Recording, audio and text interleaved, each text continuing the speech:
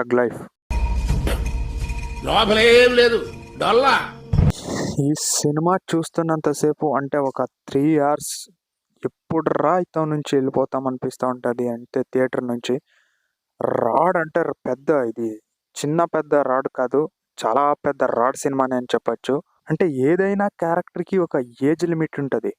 ఈ సినిమాలో అయితే కమల్ హాసన్ లేకపోతే సూపర్ హీరోనే అనే ఒక ఫీల్ వస్తుంది ఈ సినిమా చూస్తున్నంతసేపు. లాజిక్స్ ఉండవు, పెద్దగా ఎమోషన్ ఉండదు, ఏది కరెక్ట్గా కన్వే అవ్వదు. వస్తాడు అంటే ఏదైనా ఒక వ్యక్తి 70-80 ఏళ్ల తర్వాత వచ్చి కుంఫు ఫైట్ చేయాలంటే కొంచెం అది ఒక సినిమాటిక్ లిబర్టీ అయినా కూడా ఒక ఏజ్ లిమిట్ అనేది ఉంటుంది. ఈ సినిమాలో మనం చూసుకుంటే సాంగ్స్ కూడా ఏమంత పెద్దగా లేదు, మ్యూజిక్ కూడా ఏమీ అంత లేదు. టోటల్లీ చెప్పాలంటే పెద్ద రాడ్ రబ్బోలా అంతే గైస్, ఇంకేం చెప్పలేను ఈ సినిమా గురించి. ఈ సినిమాలో త్రిష గారి క్యారెక్టర్ కూడా అంతే. అంటే ఈ సినిమాలో అవసరమే లే ఆ క్యారెక్టర్. ఇంకొక మన ఇండియన్ కల్చర్ కూడా చాలా విరుద్ధంగా ఉంటుంది ఈ సినిమాలో ఆమె క్యారెక్టర్. అంటే ఇప్పుడు సింబు గారు కమల్ హాసన్ గారికి కొడుకులా ఉంటారు. అప్పుడైతే త్రిష గారు కూడా మన కమల్ హాసన్ గారితో ఎఫ్ఐఆర్ పెట్టుకుంటారు. తర్వాత కట్ చేస్తే సింబు గారికి సెటప్‌లో ఉంటది త్రిష గారి క్యారెక్టర్. నాకైతే నాకైతే బూతులొచ్చేస్తున్నాయన్నమాట ఆ క్యారెక్టర్ గురించి తెలుసుకుంటేనే. ఈ సినిమాలో లాస్ట్ 20 మినిట్స్ తప్పితే ఇంకా ఏ ఎమోషన్ కూడా వర్కౌట్ అవ్వదు.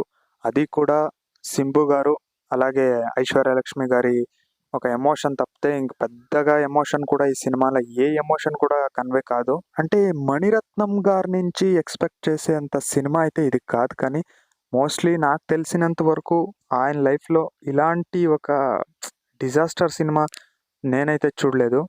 'పొన్నియిన్ సెల్వన్' 1, 2 మనకు నచ్చలేదు గానీ, ఆ తమిళ్ ఆడియన్స్‌కైతే బానే నచ్చింది. కానీ ఈ సినిమా వాల్ స్టేట్‌లో కూడా నచ్చుతదో కూడా నాకు తెలీదు. ఈ సినిమాలో అయితే ఈ సినిమా ఎందుకు తీశారు అని అనుకుంటే, కమల్ హాసన్ గారికి ఏజే కాదు, ఎంత ఏజ్ అయినా కూడా ఇలాగే ఉంటారు అనే చూపించే బిల్డప్ ఇవ్వడానికి తీసిన సినిమాలా కనిపించింది నాకైతే ఈ సినిమాలో ఆయన క్యారెక్టర్. ఈ సినిమా అయితే కర్ణాటకలో రిలీజ్ అవ్వలేదు కానీ, ఈ సినిమా వల్ల ఒక 15 కోట్లు లాస్ డిస్ట్రిబ్యూటర్స్‌కి అంటూ ఉన్నారు. కానీ రిలీజ్ అయినా కూడా పెద్దగా అంత ఇంపాక్ట్ ఉండబోయే సినిమా ఏం కాదిది. ఈ సినిమాలో కాస్టింగ్ ఓకే. కానీ మనకు తెలుసు అందరూ లెజెండరీ క్యారెక్టర్సే ఉన్నారు మెయిన్ క్యారెక్టర్స్‌లో. వాళ్ళందరూ బాగానే చేశారు. కానీ ఆ ఎమోషన్ అనేది ఏముందో, ఆ సీన్‌కి తగ్గట్టు ఆ క్యారెక్టర్ అయితే సెట్ కాదు. అలా ఉంది సినిమా చూస్తూ ఉన్నంత సేపు నాకైతే. ఈ సినిమా చూస్తున్నంత సేపు అబ్బా! ఈ ఒక్క సీన్ అయినా బావుందిరా అనే సీన్ ఒక్కటి లేదు. సినిమా చూస్తున్నంత సేపు మనకెప్పుడురా అయిపోతది అని ఈ టార్చర్ అనిపిస్తూ ఉంటది. అంత పెద్ద లెజెండరీ యాక్టర్స్‌ని పెట్టుకొని ఎందుకింత డిజాస్టర్ మూవీ తీశారో నాకైతే అర్థమైతలేదు. నేనైతే ఎక్స్‌పెక్ట్ చేయలేదు ఇలాంటి రాడ్ దింపుతది ఈ సినిమా అని. ఓకే గైస్, ఒకవేళ మీరు సినిమా చూసుంటే ఎలా ఉంది అని కామెంట్ చేయండి. ఒకవేళ ఇది చూసొచ్చిన తర్వాత కూడా కామెంట్ చేయండి. మీకేమనిపించింది ఈ సినిమా గురించి అని.